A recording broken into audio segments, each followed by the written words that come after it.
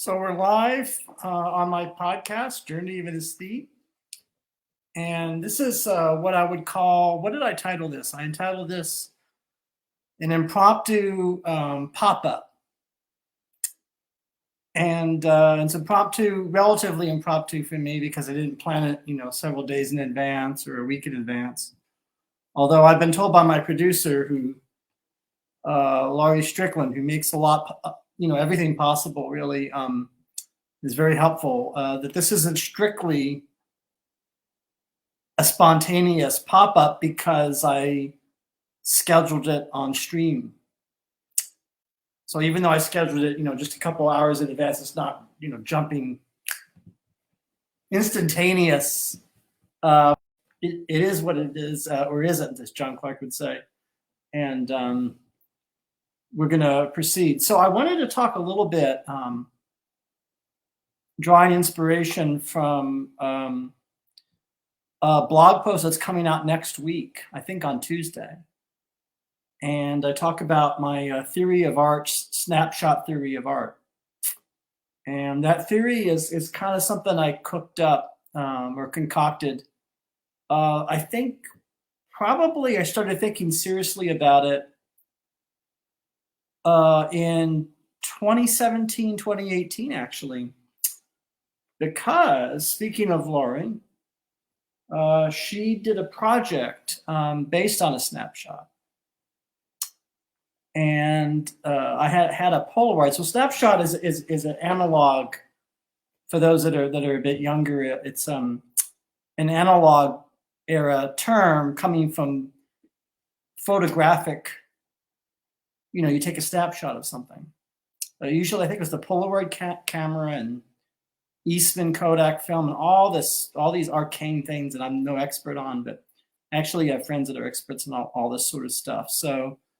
So my idea is that all works of art, I mean all, like literally all, the good, the bad, the indifferent, the famous and the infamous, are in a sense snapshots, or could be thought of as snapshots. And by snapshot, I mean something a little bit different than a person might originally think, or at first blush, right? They might think, well, something quick. So we're going to pop on here and we're going to do a live stream, just pop on.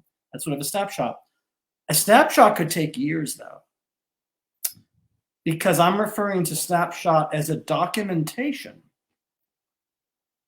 of a documentation that's made into an object of some kind or a performance of a moment in time.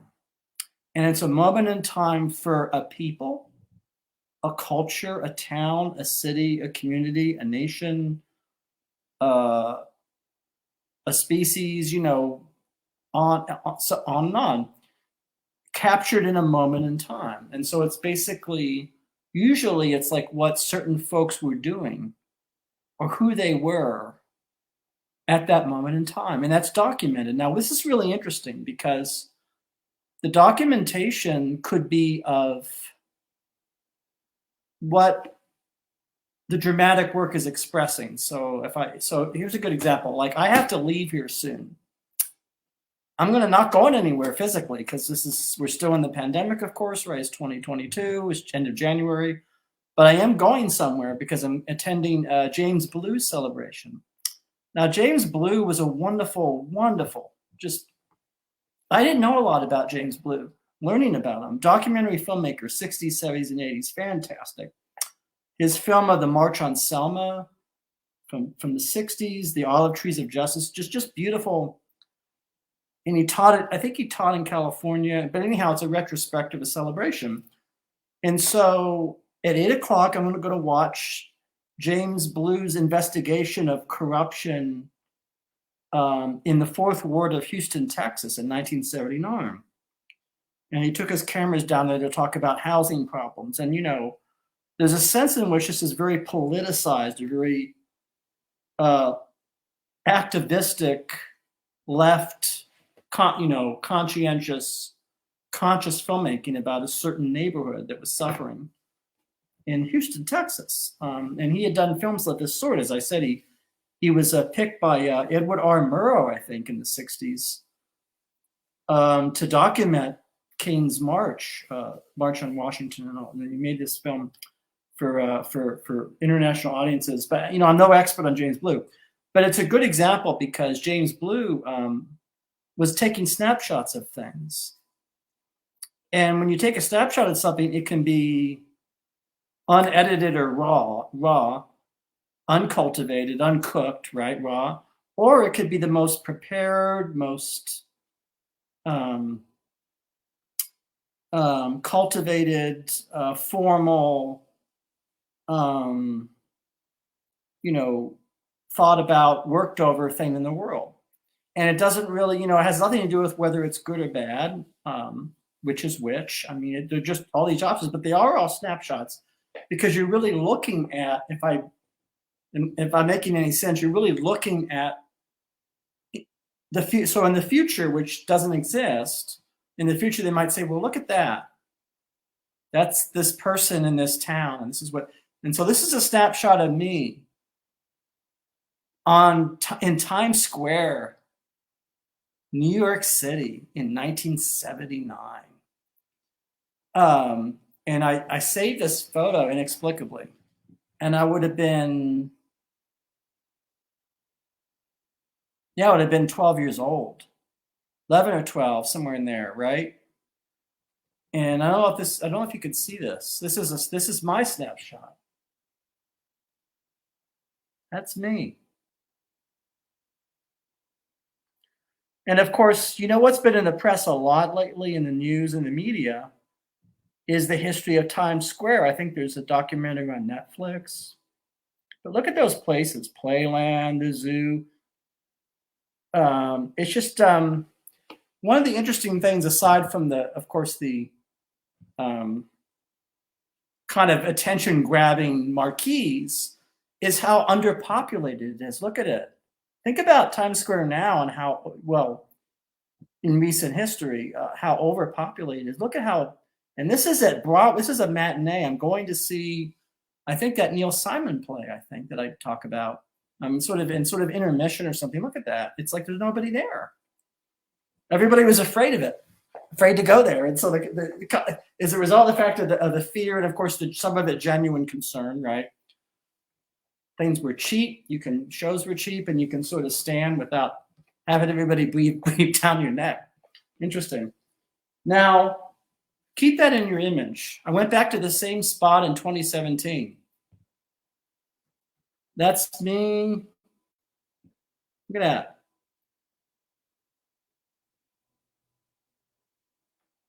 That's me at age 50. Look at that.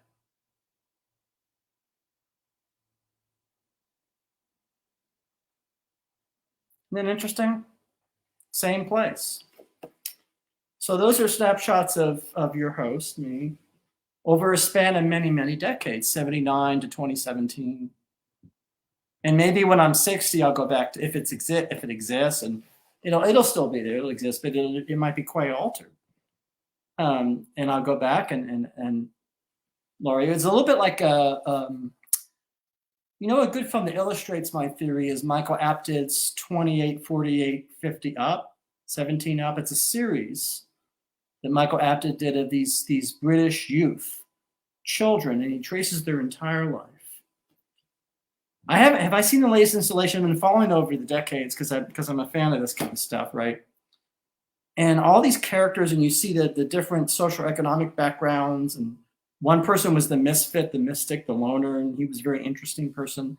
You see him, and some people marry and they divorce, and 28 up, the Up series, right? And so that's kind of like snapshots, but it's snapshots of people's literal, actual, real lives. It's not snapshots of fictional or dramatic representation, of course, right? So in the same way that this is actually me, these are snapshots of me as a person, sort of living my life the best that I can, one day at a time, one pants leg at a time, right? So over the span of time, but that's documented, right? And so what art can do is art can document what people were feeling in a particular moment. And of course, people change and feelings change. And there's all these emotions that come up, and that's really interesting. And so here's something. Do I have more snapshots? I probably do. Thankfully, it's not of me, but it's I saved this old yearbook. This is about 3 years before that Times Square.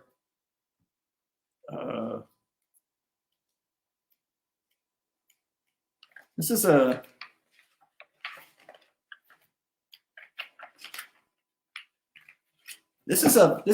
yearbook of what they would call today a hippie school or a free school. They wouldn't have called it that then, but this is in Tampa. And it was in some ways a really, really bad school. In other ways, a really good school. It depends on your perspective. If your perspective is that someone 8 or 9 should learn stuff, like read Animal Farm. Well, we read Animal Farm by George Orwell, but learn math and reading and stuff. It wasn't that great. If your perspective, which is not my perspective, because I hated this about the school, is that 8-year-olds should be in nature and trees and painting vans and hiking and be with the dogs and the yard animals and all that, then it's paradise. That was not my.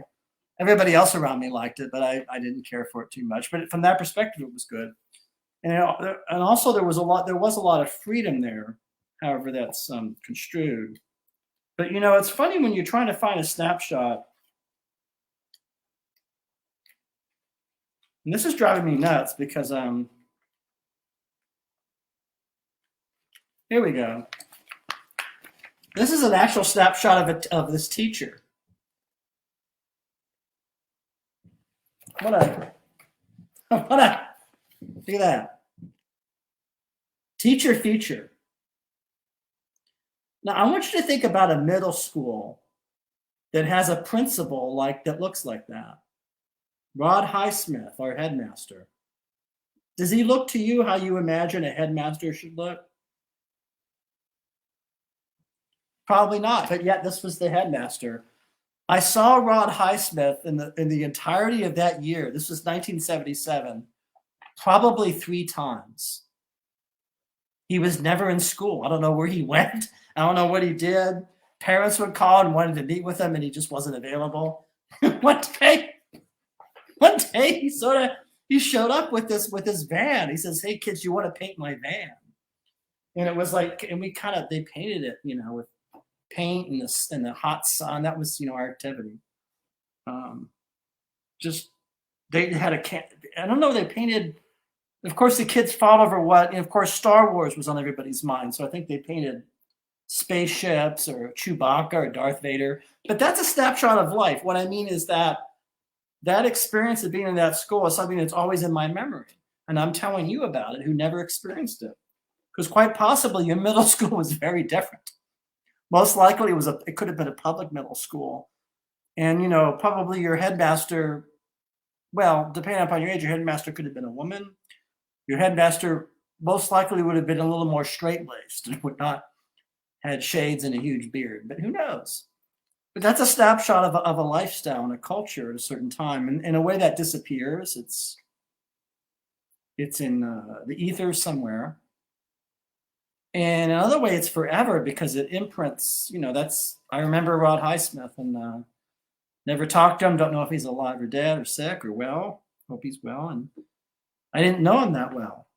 So I didn't mean to go on for so long about that, but that's the idea. And so the idea, of course, is that while we're talking about snapshots, hold on a second here. I talk about my 70s book, and this idea of the snapshot is now the governing principle of my 70s book, because originally I wanted to write about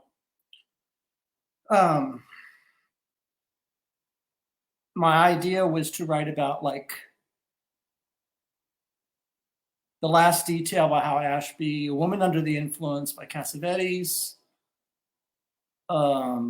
Jaws, The Bad News Bears, Walter Matthau, all kinds of movies, commercial, uncommercial, and write about, and then I started thinking, well, maybe I should write about TV shows. I mean, not shows, but made for TV movies too. And it started expanding. And then I saw this book. I've been trying to get Samantha Rose Hill. If you're out there, I'd love to have you on a show. She wrote a biography of Hannah Arendt, who I'm a big fan of. Don't get me started. I'll talk about her all day. I've read everything she's written, letters, but I read, and this is a biography, but look at how the biography is organized. You'll have text, and then you'll have, somebody's photograph. There's Walter Benjamin.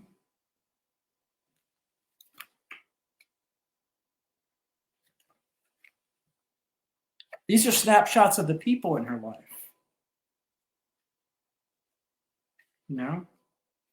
It's beautifully, it's small and it's compact. It's like a little paperback.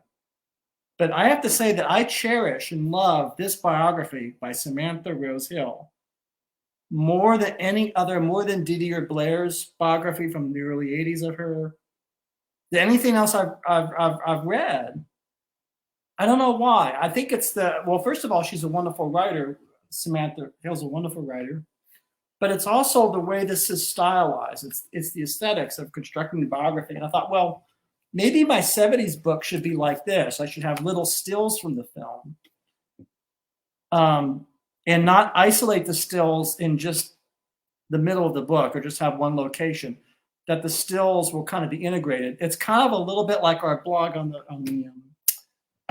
the podcast. And this idea was really Laurie's idea to break things up visually, which of course reflects our current, the style of our current moment, which is on screens. And the idea is that people are not reading a lot of text, and the text is broken up with imagery and pictures. And so I don't want to go on for too long because I do want to get ready for James Blue.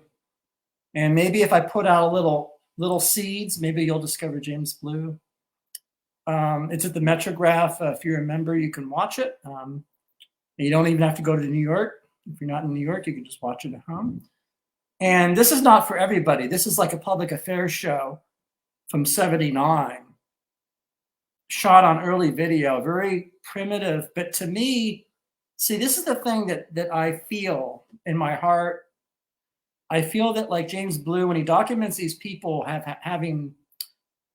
who are having housing problems in Texas, that their souls are honored in film. Because he just sets the camera up and just has these people talk, and that's there forever. And I was interested in my 70s book sort of capturing the souls of these actors. And I want to do another stream where I talk a little bit more about this, because I don't want to wear out my welcome. But it's the idea of sacred space, which I understand some theater people have. The idea that you honor the present moment, and you capture the present moment, the real moment, the thing that's really real, the present now, me sitting in this chair talking about this stuff. But then it's documented, and it's for the future, and then you can make something out of that. You could take what's documented, what's captured, right? And you can. I'm talking tomorrow I'm recording an episode with Alexandra Carter, and she's a painter, and she's a really, really good painter, and she's really unique. And she sometimes posts about her process using these paints. And it's interesting, if I'm going to observe or look or experience or feel all the good stuff, right? That's what it is. You're feeling something. Just like the 70s. People say, well, Mitch, why do you love the 70s? I also hate the 70s, you understand. And I also am afraid of the 70s. And I'm also, I love it, but I'm also amused by it and bemused by it. And it's all these emotions, and it's very clear to me what the emotions are, but it's not just one emotion. But I'm very interested in it, and it's hard to explain. It's sort of like you could see a painting, and the painting might reveal something to you that you don't like, but it's not like a dislike where you dislike it. It's like a good dislike. It's sort of like, wow, and I'm not discussing Alexandra Carter, just to be very clear. Painting, yes, but leaving her aside, her example aside. You could see that, and you can sort of be like, when you look at it, you could sort of, you're like, well, this is something I don't like. I guess the term now is trigger. People like to use that word a lot. But it's actually the discipline of going a step beyond. You can sort of say, well, I know what that is. And if it's a really, what we call the great work of art, something that's really exceptional, not only do you have more than one feeling, more than one emotion, sometimes at the same time, but it goes beyond like or dislike. It's some other kind of place that seems to me exalted. And you remember that, and that's its own snapshot, the snapshot of your experience of that painting, if that's what we're talking about. And so that's kind of the idea, is that I underwent a change. This book is going to change. I'm not going to just write about, it's not going to be a typical film theory book. So how do you folks feel about me getting more poetic and going into why do I like these movies so much? And what does it say? And what does it mean? Going a little bit deeper. Under the kind of crazy or silly presumption or conceit of that when you have a snapshot of something, it tells you something about yourself. It tells us something about ourselves as a people, as humans, as a culture, as a moment in time, and also the conceit or presumption that doesn't really fully go away, that's sort of there forever in some form. And so future people can have their take on it. And then future people can have their take on that take, and it goes on. It's like a continuation, like a piece of music. And so that's my snapshot theory. It's going to be a lot more clear in the post in February than it is clear me talking about it on this impromptu pop-up. But that's kind of the idea. And so I'm going to change my the way I do the book a little bit. And I'm going to have a cup of, wow.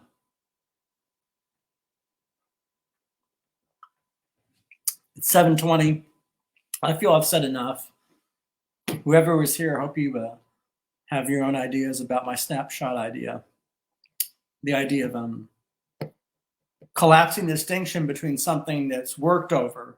I'm preparing this painting. I'm preparing this piece of music.